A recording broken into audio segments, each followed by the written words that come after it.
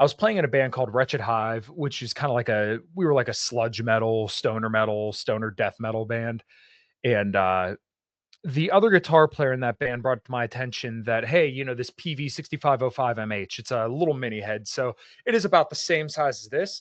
He was like, hey, this is a really cool head. So I figured, okay, what the fuck? It's like 500 bucks. Buy it. That was my first experience with tube amps. And man, if you're a guitar player and you never had a tube amp before, you finally get it. So this actually right here, the reason why I'll never get rid of this thing is because it's the first amp that my dad bought me, like the first half stock, or her first half stack. Sorry, I can't talk. The first half stack my dad ever bought me when I was probably 14 or 15 years old. And of course, my dad's not a boomer, but sometimes he can kind of be a boomer. So, the general idea is that like a Marshall stack is like the ideal amplifier for everybody, right? Everybody thinks like the big old JCM 900s, 800s, or whatever.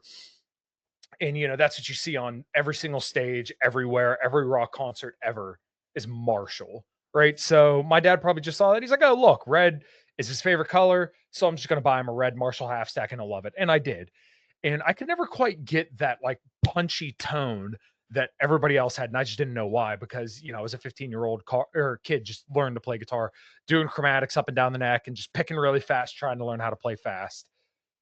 And then I was like 21, 22 when I joined Wretched Hive, and they told me to get that little PV6505 MH. And then I'm like, oh, tube amps.